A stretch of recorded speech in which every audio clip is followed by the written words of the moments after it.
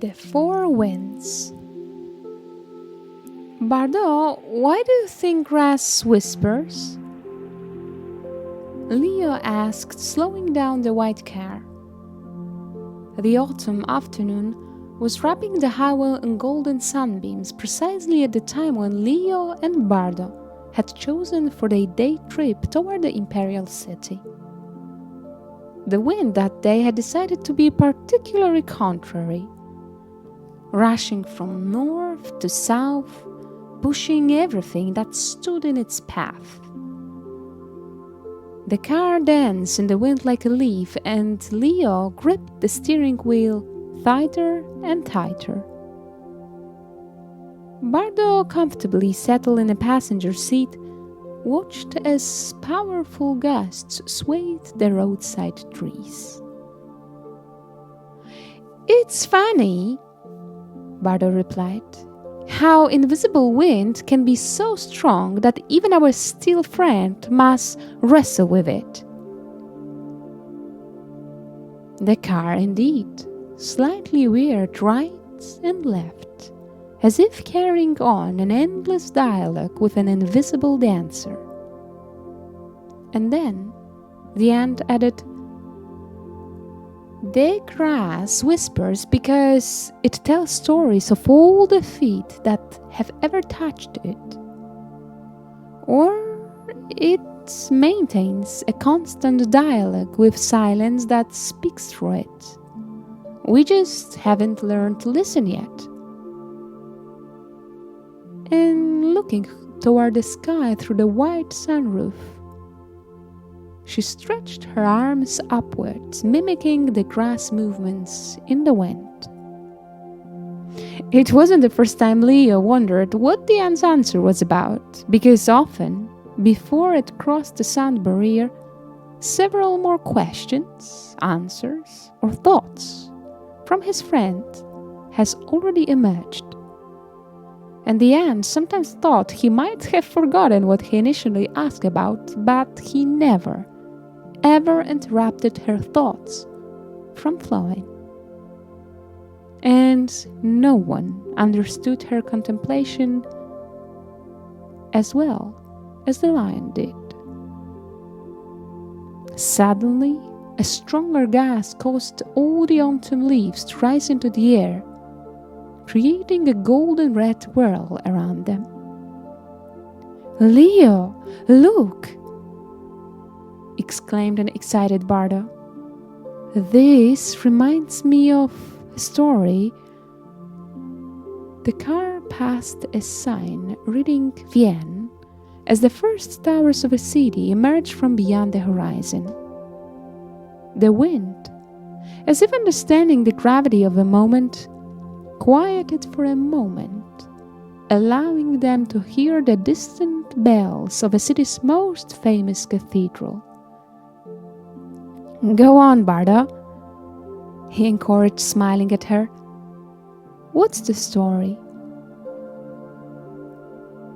The ant blinked several times, as was her habit, and began to tell. "Some time ago, in warm Greece, Hemera's brother, also known as Day, little Aether, was born, arriving exactly at a moment like this, when four winds meet in one place, creating a golden dance of leaves. He embodied the purest upper layer of air, the one that God's breathed." Bardo winked at the lion, gazing at the autumn confetti swirling outside the window. "He was born from the whisper of the north, the warmth of the south, the freshness of the east, and the wisdom of the west. From the very beginning, he seemed to understand the language of every breeze. Aether was neither wind nor cloud. He was their shared dream. One day, while playing in the highest layers of the sky, where light mingles with air in an endless dance, he heard a disturbing whisper. "Who dares disturb my peace?" a threatening voice of darkness echoed. It's me, Aether.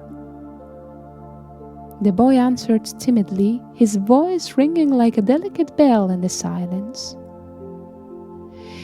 Oh, so it's you playing again with those useless winds?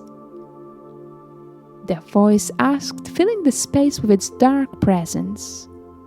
You should be like me, powerful and dangerous, not playing these childish games with air.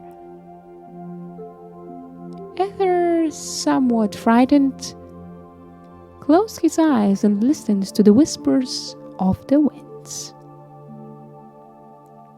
Look, he said toward the powerful voice. The north wind carries the wisdom of silence, and in its whispers lies strength greater than all the threats in the world. Darkness hesitated for a moment as if surprised by little Aether's courage. Nonsense! He heard the voice, and its darkness began to absorb warmth and joy. Real power lies in fear and darkness.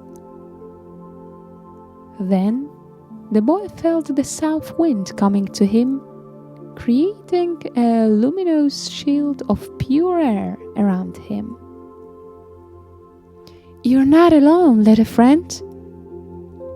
The joyful and warm southern breeze rustled, filling the boy's heart with courage. Look how beautiful the world is when we allow our differences to dance together, creating harmony of light and shadow, warmth and cold. Aether said to the darkness with the power of two winds at once. Nonsense! Roared the darkness even more powerfully, and its shadows began to swirl around the luminous shield like black snakes. Then, like a fresh breath of hope, the third wind arrived, the eastern wind, carrying the first rays of the rising sun. Show him, little Aether, the eastern wind whispered in a light voice, that even the deepest darkness cannot prevent the coming of dawn. The boy felt his breath becoming deeper and purer, and every particle of air around him united with the power of three winds so mighty that it stopped the dance of frightening shadows. With each of his breaths, the air became clearer and colors brighter. Darkness shuddered as if feeling uncertainty for the first time, and its shadow tentacles, as if angered by this fact, reached even further, trying to extinguish the growing light. Just then, when the battle between light and shadow reached new boundaries of possibility, the fourth wind, the one from the west, arrived, bringing with it the wisdom of dusk and golden memories of a setting sun. Remember, Aether, it whispered in a voice full of peace, that the greatest miracles happen in that fleeting moment when light and darkness learn to dance together patiently. The little god of pure air, now surrounded by the power of all four winds, raised his hands, and the air around him turned into a spectacle of luminous and dark ribbons, which began to intertwine in a harmonious pattern, exactly like during the most beautiful sunset. You see, Aether whispered to the darkness in a voice that carried the wisdom of all corners of the world. We don't have to fight each other. we can create something more beautiful than light and more powerful than darkness. We can create harmonious balance.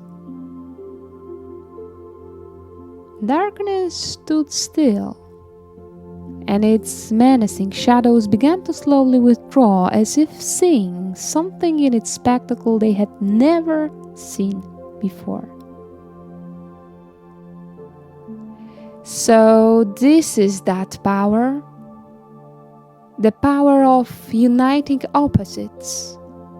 For centuries, I thought power lay in instilling fear.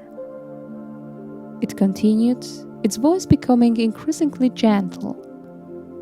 But you, boy, showed me that true power is born when we allow our differences to coexist. And it bowed to the boy and the four winds, which began to gently swirl around them. The Bardo ant looked once more at the leaves swirling outside the window, which now seemed to dance in a completely new way. Some in golden light, others in deep shadow, creating beautiful harmony. So that's why the wind is leading us to Vienna today, the lion said with a smile, to remind us that true wisdom comes from all four corners of the world. We just need to know how to listen to it, like the whispers of grass.